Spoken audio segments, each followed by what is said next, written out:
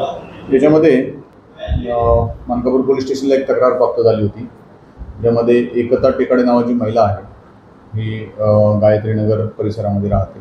त्याच परिसरात राहणारी जी महिला आहे, जी आरोपी आहे, संगीता बडगैया.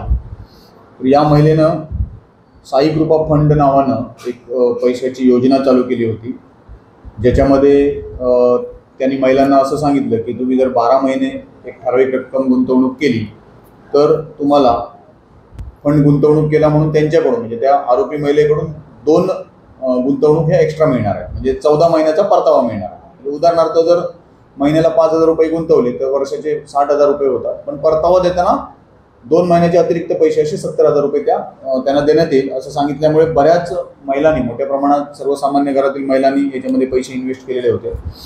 त्याच्यानंतर ही महिला त्या ठिकाणाहून घर सोडून पळून गेली आणि मग याची तक्रार प्राप्त झाली होती. तक्रार प्राप्त झाली, त्याची प्राथमिक चौकशी केली आणि वरिष्ठांच्या मार्गदर्शनाखाली आपण त्याच्यामध्ये गुन्हा दाखल केलेला आहे. याच्यामध्ये भारतीय न्याय संहिता कलम 318(4) आणि महाराष्ट्र ठेवीदारांच्या वित्तीय संस्थांमधील हितसंबंधाचे संरक्षण कायदा जो आहे त्याचं कलम 3 आणि 4 याच्यामध्ये लावण्यात आलेला आहे. त्या महिलेचा शोध घेऊन तिला अटक करण्यात आलेली आहे आणि याच्यामध्ये आतापर्यंत आमच्याकडे सुमारे 20 ते 25 महिलांची रक्कम रुपये 7,34,000 एवढी चिटिंग अमाऊंट रिपोर्टिंग झालेली आहे. प्रत्यक्षामध्ये अशा प्रकारे फसवणूक झालेल्या महिलांची संख्या खूप जास्त आहे. आपल्या चॅनलच्या माध्यमातून मी त्या महिलांना सगळ्यांना आवाहन करतोय की अशा प्रकारे ह्या साई कृपा फंड ह्या संगीता बडगैया या महिलेने जर कोणाची फसवणूक केली असेल तर त्याच्यामध्ये ऑलरेडी गुन्हा दाखल आहे, तपास चालू आहे. तर आपण देखील आमच्याशी तात्काळ संपर्क करावा, जेणेकरून आपल्याला त्याच्यामध्ये पुढे तपासाला सहकार्य होईल.